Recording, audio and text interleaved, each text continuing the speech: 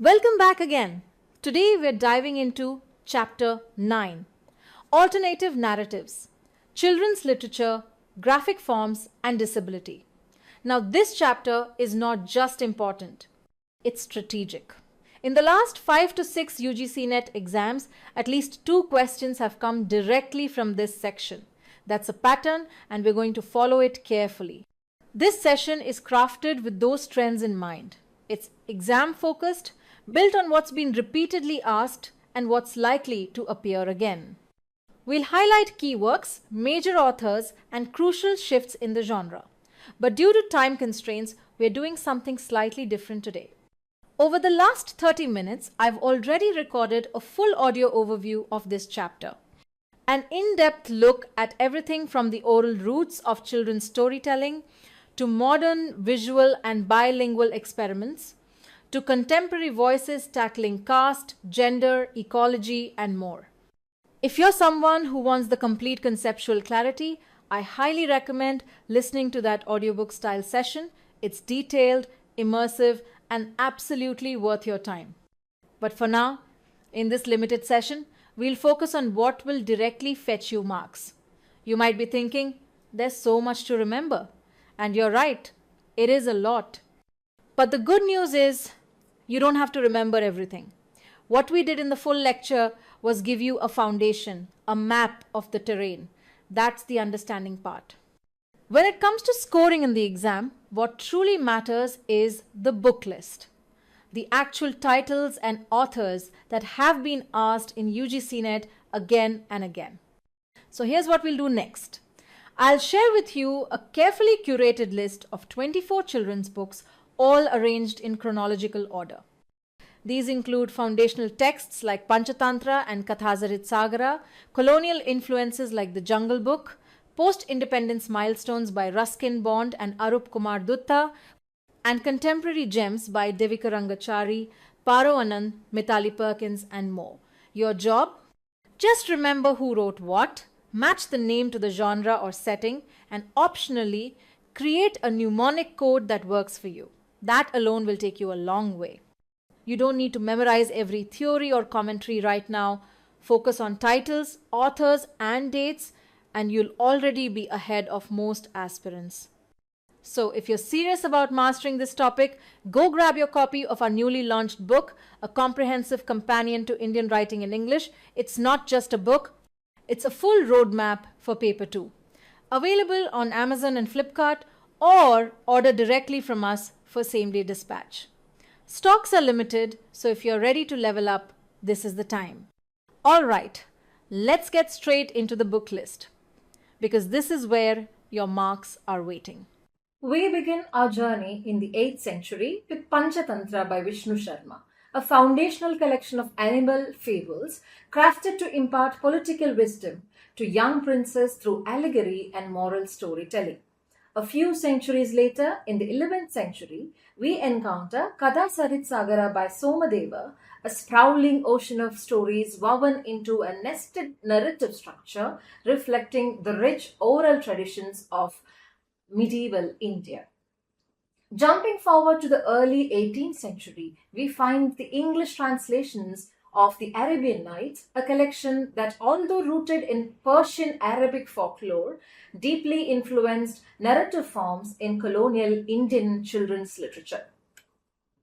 By 1894, Rudyard Kipling introduces us to the Jungle Book, blending animal allegory with the colonial imagination, set against the backdrop of India's forests. The following year, in 1895, he expands that universe with the second Jungle Book, deepening the mystical and moral dimensions of Mowgli's world. Fast forward to 1956, and we meet Ruskin Bond's Room on the Roof, a coming-of-age story that captures the emotional world of an Anglo-Indian teenager navigating post-colonial India. In 1974, Bond gives us The Blue Umbrella, a tender story set in a Himalayan village that celebrates innocence, kindness, and quiet beauty.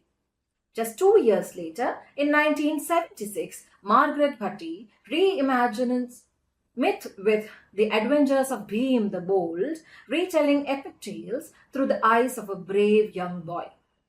By 1978, Arup Kumar Datta takes us into the wild with Kaziranga Trial, an adventure story that champions wildlife conservation in Assam. In 1983, Datta returns with The Blind Witness, a gripping children's mystery that merges suspense with social commentary. Moving into the 90s, Jamila Gavin begins her Surya trilogy with The Wheel of Surya in 1992, a powerful tale of partition and displacement. She concludes the trilogy with The Track of the Wind in 1997, continuing the emotional and political journey of her young protagonists. By 2000, she presents Karam Boy, a historical novel set in 18th century England that explores power, poverty, and redemption through a child's lens. In 2004, Arup Kumar Datta offers The Boy Who Became King, blending royal intrigue with moral lessons for young readers. Then, in 2005, Paru Anand gives us No Guns at My Son's Funeral, a brave and gritty novel that examines youth caught in the crossfire of extremism in Kashmir. By 2007, Margaret Bhatti returns with Chicken Mama and Other Stories, a warm and humorous collection rooted in rural Indian life. In 2015, Mithali Perkins releases Tiger Boy, a story of ecological courage in the Sundarbans, where a young boy must save a tiger cub and his village's future. Following this, in 2016, Devika Rangachari reclaims history with Queen of Fire, a feminist retelling of Rani Lakshmibai's life for young readers. She continues in 2018 with The Wit of Tenali Raman, reviving the legendary jester's tales through wit, humor, and intellect. A year later, in 2019, Devagana Dash enchants readers with The Jungle Radio, Bird Songs of India, a lyrical, illustrated celebration of India's rich bird life. Then, in 2020, Anand Neelakantan flips mythology on its head with the very extremely most naughty Asura tales for kids, told from the perspective of mischievous Asuras. In 2022, Varsha Shah publishes Ajay and the Mumbai Sun, a powerful story of grassroots journalism and child-led resilience in urban India. That leads us to 2023, where Nitin Kushalappa retells Dakshin, South Indian myths and fables, celebrating the vibrancy of regional folklore. Finally, in 2024, Jasbinder Bilan, with illustrations by Jane Ray, releases Anya's Quest, a stunning eco-fable set in the Himalayas that blends Hindu mythology with environmental consciousness. And with that, we have traveled from ancient Sanskrit fables to contemporary Indian eco-myths. 24 works across centuries, forming the bedrock of Indian children's literature as it's asked in the UGC NET exam.